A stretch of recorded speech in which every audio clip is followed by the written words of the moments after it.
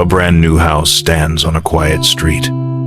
It is a palace, a gift from the most famous man in America to the two people he loves most in the world. Inside, the air is heavy.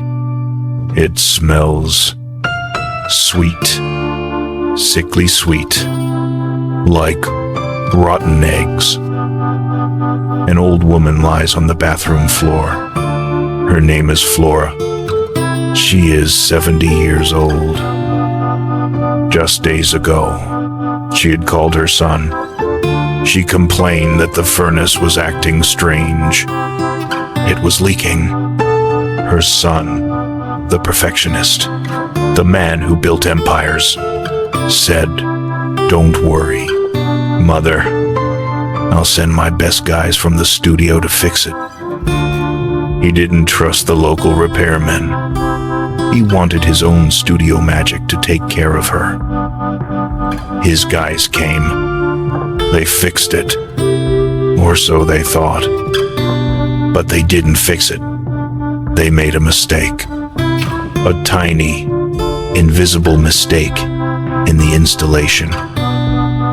Now, the gas is filling the room. Flora takes a breath. Then, another. And then, silence. When the ambulance arrives, they carry out two bodies. The father, Elias, survives. The mother, Flora, does not. The man who killed her wasn't a stranger. It was the furnace. The furnace installed by her son's orders. His name is Walt Disney. And for the rest of his life, he will never, ever talk about this day. He will simply draw orphans over and over again, screaming into the void. Look at the image in your head right now. You see Uncle Walt, the kindly grandfather with the mustache, introducing Tinkerbell on Sunday night television. The man who built the happiest place on earth. We think of him as Santa Claus without the beard, a man of pure joy. But the truth is a paradox. The man who gave us Mickey Mouse was a chain smoker who coughed himself to sleep. The man who created the family-friendly brand was a workaholic who often slept in his office to avoid going home. The man who preached kindness was a studio dictator who tracked his employees' bathroom breaks and fired anyone who questioned his vision. He sold us dreams of magic kingdoms, but he lived in a fortress of anxiety. He was driven not by happiness, but by a desperate, clawing need to control a chaotic world. Have you ever noticed something strange about Disney movies? Bambi's mother shot Cinderella's mother.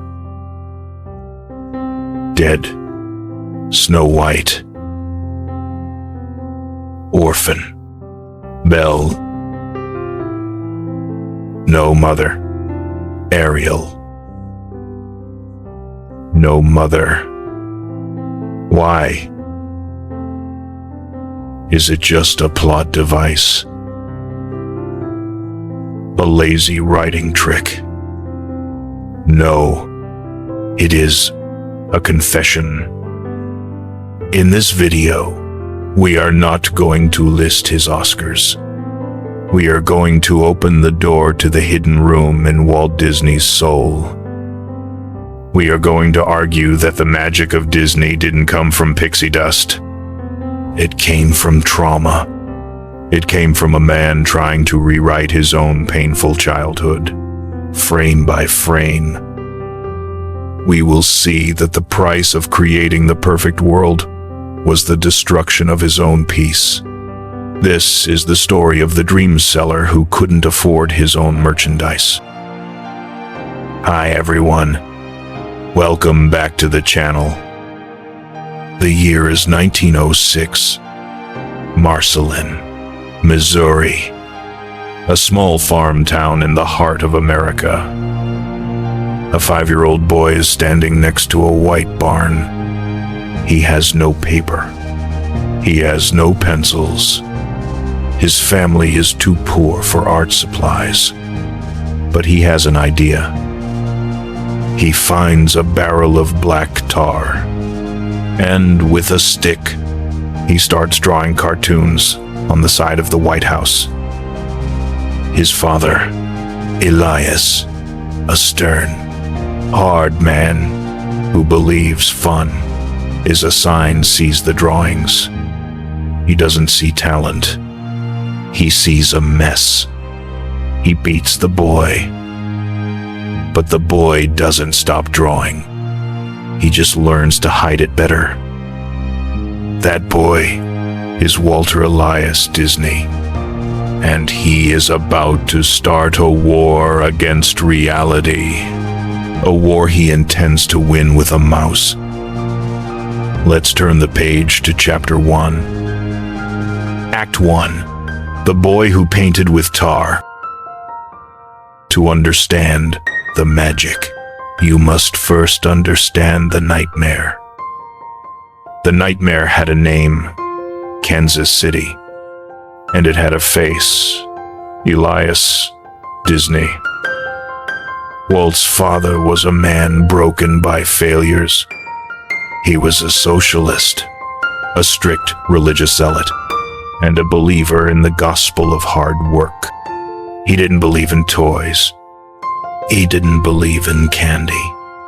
And he certainly didn't believe in drawing pictures. Imagine this scene. It is 3:30 inches the morning. A blizzard is raging outside. 9-year-old Walt is dragged out of bed, not to play in the snow, but to deliver newspapers. For 6 years, Walt delivered papers in the freezing cold, before school and after school.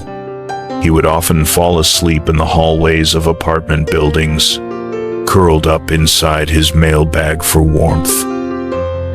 And the worst part, Elias took every single penny. He told Walt that the food on the table was his payment.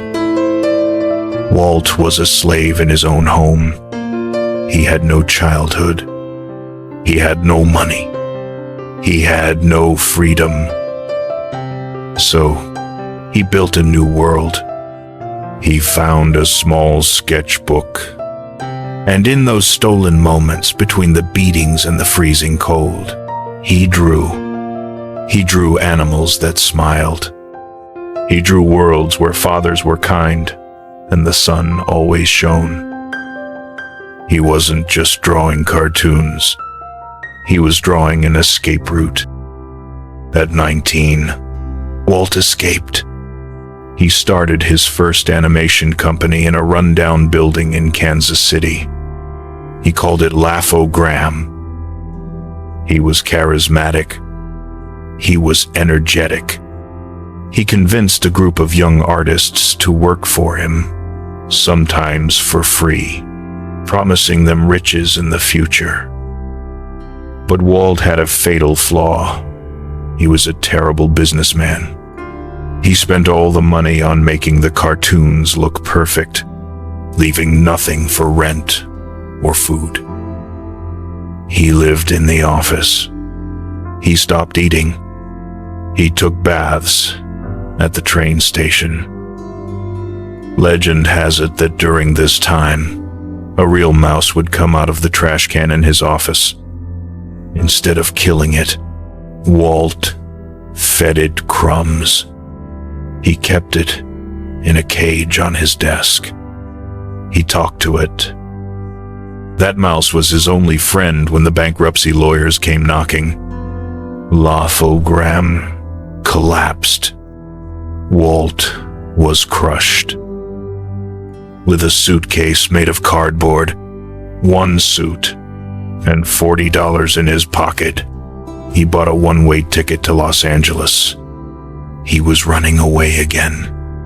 But this time, he was running towards a trap. 1927. Hollywood. Walt finally strikes gold. He creates a character, Oswald the Lucky Rabbit. Oswald is a hit. He is funny, he is mischievous, and he is making money.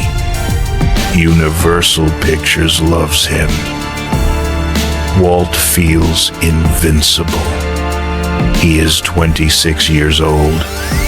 He travels to New York to meet his distributor, a man named Charles Mintz, to negotiate a higher budget. Walt walks into the office with a smile, expecting a celebration. Instead, Charles Mintz looks at him with cold, dead eyes. Mintz says, "I'm not giving you more money. Walt, I'm giving you less. Take it or leave it." Walt laughs. "You can't do that. My team is loyal to me. Oswald is my creation." Mintz smiles. "Look around, Walt." Walt realizes the truth. While he was busy drawing, Mintz had been busy stealing. Mintz had secretly hired away all of Walt's animators. His best friend, Ub Iwerks, was the only one who stayed. And then, the final blow. Mintz points to the contract. "Read the fine print, kid. You don't own Oswald. Universal owns Oswald. I own your staff. You are nothing." Walt walked out of that office in shock. He had lost everything. His character, his team, his income. He had been played. He cried in the hotel room that night. The naive boy from Kansas City had just been murdered by the wolves of Wall Street. He had to take a 3-day train ride back to Los Angeles. He had to tell his brother Roy that they were ruined. Most men would have jumped off that train. But Walt Disney took out a notepad. He was angry. He was desperate. And in his desperation, he remembered the mouse on his desk in Kansas City. He drew a circle, then 2 smaller circles for ears. He shortened the nose. He gave him red shorts. He called him Mortimer Mouse. His wife, Lillian, hated the name. She said, "That sounds too pompous.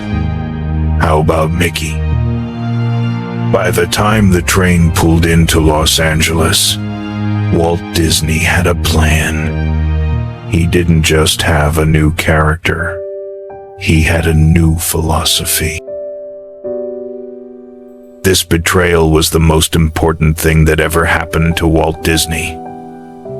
If Charles Mintz hadn't stolen Oswald, there would be no Mickey Mouse. There would be no Disneyland.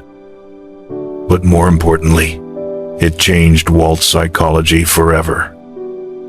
The lesson he learned in that New York office became the first commandment of Disney: own everything. He realized that talent is not enough. Without ownership, you are just a tenant in your own house. From that day forward, Walt became a control freak. He would never let another person own a single frame of his work. He would never trust a distributor again. The Disney dictator was born that day. He realized that to protect the dream, you have to be a ruthless guardian of the copyright. He turned his greatest failure into the foundation of an empire. He proved that rock bottom can be a solid foundation, as long as you are the one pouring the concrete. But as Mickey Mouse became the most famous face on the planet, Walt's obsession with perfection was about to push him to the edge of insanity. He wanted to do something impossible. He wanted to make a cartoon that was 80 minutes long. The world called it Disney's Folly. He called it Snow White. 1934. Walt Disney gathers his animators in a soundstage. He stands alone under a spotlight. For 4 hours, he acts out an entire movie by himself. He plays the Wicked Queen. He plays the dwarfs. He plays the princess. He tells them they are going to make a feature-length cartoon, Snow White. The industry laughed. They called it Disney's Folly. They said audiences would go blind watching bright colors for 80 minutes. They said no one would cry over a drawing. Walt bet everything. He mortgaged his house. He borrowed against his life insurance. December 21, 1937. The premiere. The lights go down. As Snow White lay in her glass coffin, Walt looked around the theater. He saw grown men, hardened Hollywood producers wiping tears from their eyes. The theater erupted. Walt had done the impossible. He had proved that ink and paint could hold a human soul. He built a new studio in Burbank with the profits. It was a modern campus, a utopia for artists. But this palace wasn't built for freedom. It was built for control. At the Burbank studio, Walt wasn't just a boss. He was the father. He insisted everyone call him Walt. He gave them a gym, a cafeteria, and green lawns. He thought he was building a family. But he was Elias, Disney's son. And like his father, he believed that love meant strict obedience. He timed their bathroom breaks. He controlled the air conditioning. He didn't put the artists' names in the movie credits. Only one name mattered: Walt Disney. He paid the animators, the men who actually drew the magic pennies. Meanwhile, the studio was making millions. When the artists asked for a raise, Walt was genuinely hurt. He looked at them like ungrateful children. He said, "Don't I give you everything? Aren't you lucky to work in my dream?" He didn't realize that a dream, when forced upon others, becomes a nightmare. The tension was building. The children were growing up, and they were angry. May 29, 1941, the day the magic died. Walt drove his Packard convertible up to the studio gates, expecting another day of work. Instead, he saw a picket line. Hundreds of his own artists, the men he had trained, the men he had joked with, were standing there with signs. Disney is unfair. One genius, 500 slaves. They weren't just striking for money. They were striking for dignity. Walt stopped the car. His face turned red. He saw Art Babbitt, one of his top animators. leading the strike with a megaphone. Babbitt had created Goofy. He was family. Walt got out of the car. He lunged at Babbitt. He wanted to fight him physically. Others had to hold him back. As Walt drove through the gates, the strikers booed him. Imagine that sound. The man who had spent his whole life trying to make people smile was being booed by the people he created. It broke him. He went into his office and cried, not tears of sadness, but tears of rage. He felt betrayed. He felt like King Lear, stabbed in the back by his own daughters. The strike lasted for 9 weeks. It turned the happiest place on earth into a war zone. Walt changed. The kindly Uncle Walt disappeared. In his place was a paranoid, bitter man. He convinced himself that his artists weren't unhappy. They were communists. He believed it was a Soviet plot to destroy Mickey Mouse. He started carrying a gun. He fired the strike leaders. He testified before the FBI, naming his own employees as potential spies. He won the war. The strike eventually ended, but he lost his soul. He never trusted his artists again. He stopped playing volleyball with them at lunch. He retreated into his office, isolating himself behind a bottle of scotch and a wall of smoke. The studio became a factory. The whimsy was gone. And in this period of darkness, his movies changed.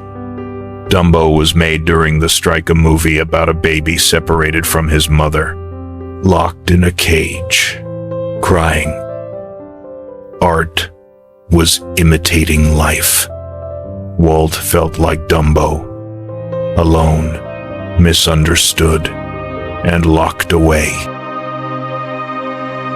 What is the lesson of the 1941 strike?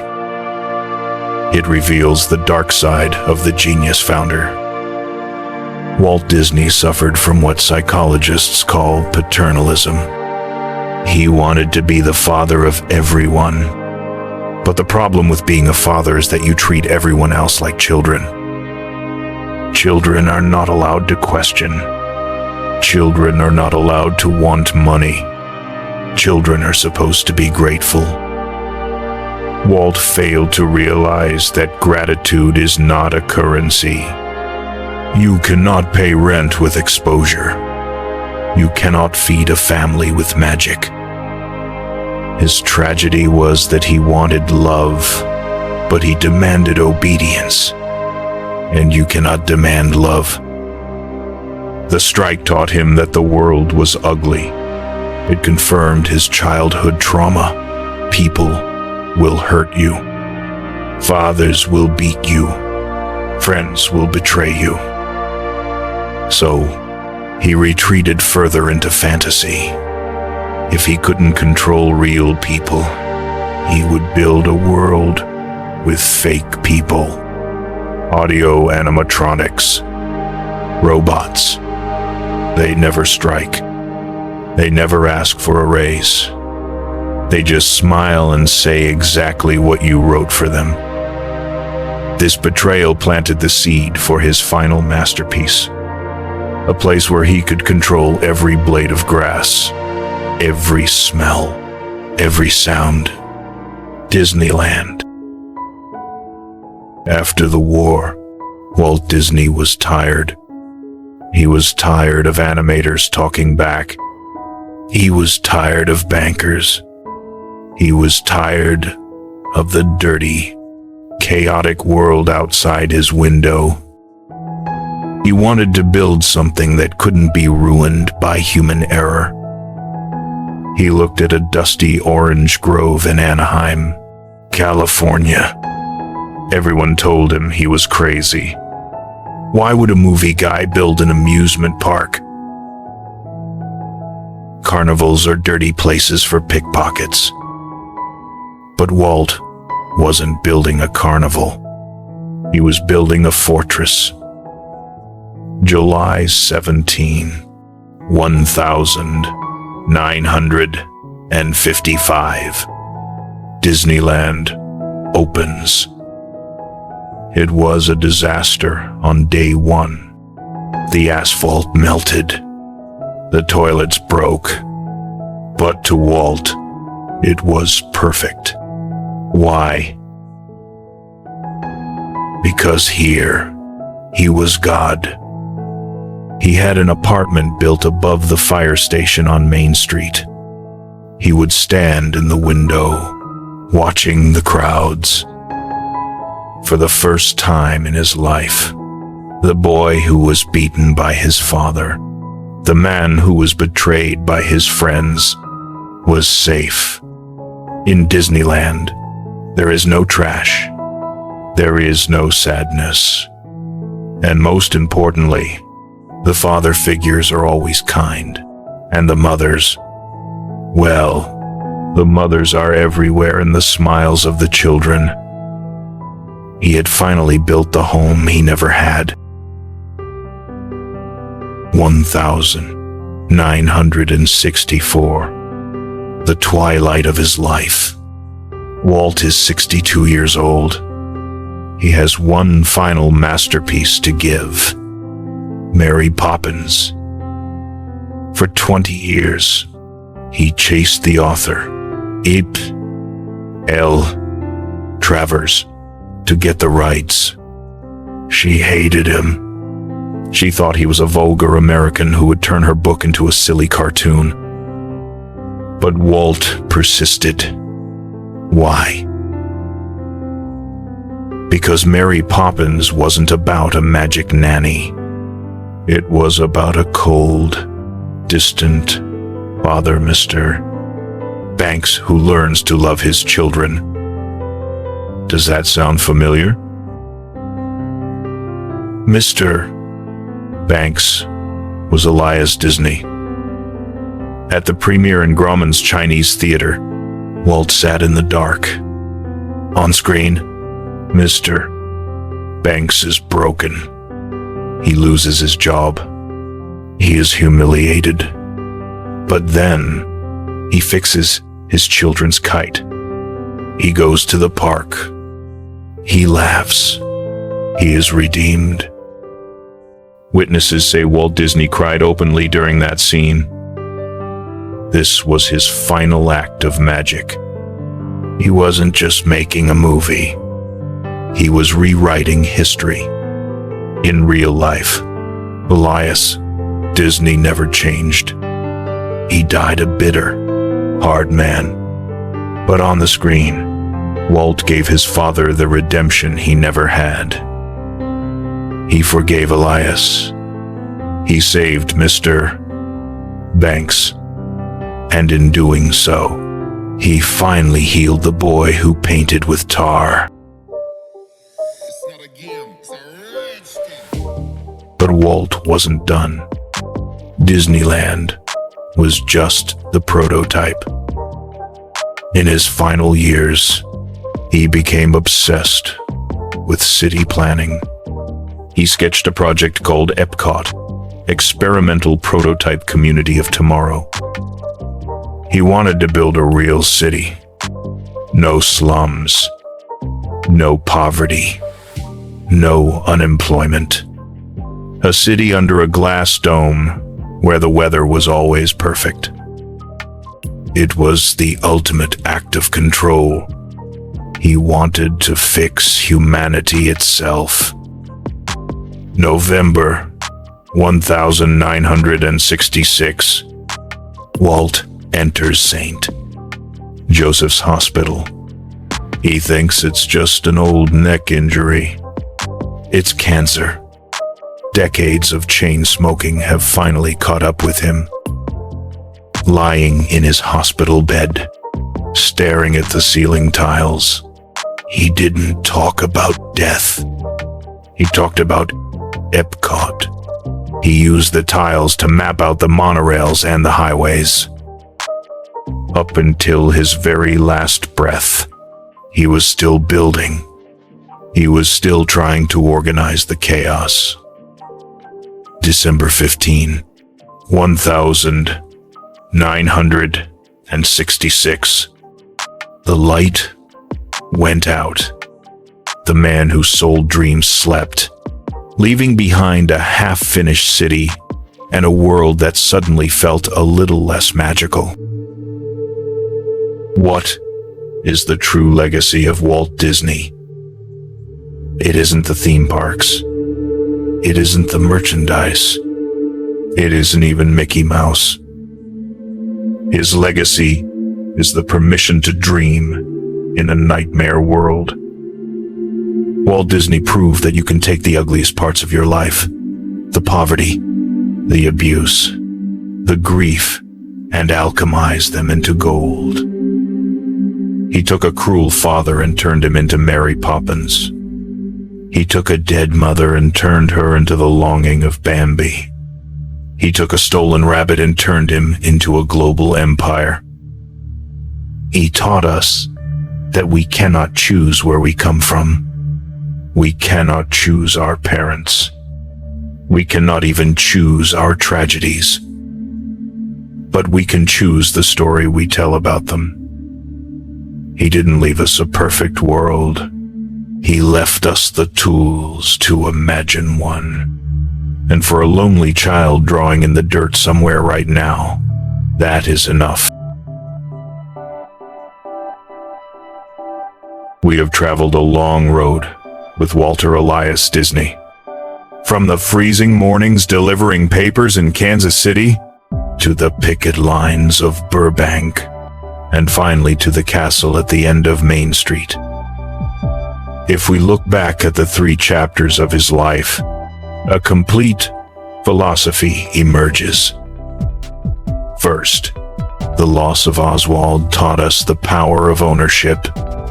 Walt learned that in a world full of wolves, you must build your own house. You cannot rent your dreams. You must own them. Second, the strike of 1941 taught us the danger of control. We saw that you cannot force people to love you. You cannot demand gratitude. A kingdom built on fear is a kingdom that will eventually revolt. And finally, the tragedy of his mother and the creation of Mary Poppins taught us the ultimate magic, alchemy. Walt Disney didn't ignore his pain. He used it. He took his trauma and painted over it with bright colors until it became something beautiful. He was a flawed man, a difficult man, but he was a man who refused to let the darkness win. To the creators, the artists, and the dreamers watching this, your life might not be a fairy tale. You might have an Elias in your life telling you that you are not good enough. You might have a Charles Mintz trying to steal your ideas. You might be grieving a loss that feels like it will never heal. Walt Disney is whispering to you right now. He is telling you that the magic isn't in the pixie dust. It's in the persistence. It's about standing in the mud with no money, holding a stick, and drawing anyway. Don't wait for the world to give you a castle. Build it yourself, even if you have to start with a mouse. Now, I turn the question to you. Do you see Walt Disney as the benevolent Uncle Walt, or the lonely dictator? Can we separate the art from the artist? I want to hear your debate in the comments below. I read every single one. If this journey into the kingdom of shadows sparked a light in you, please hit that like button. It helps us share these stories with other dreamers. And if you enjoyed this, you absolutely must watch our next episode on Steve Jobs. He was the Walt Disney of the digital age, another visionary, another control freak, another man who changed the world, but struggled to connect with the people closest to him. Click right here to continue the journey. I'm Peter. Keep dreaming, but keep your eyes open. I'll see you in the next chapter of history.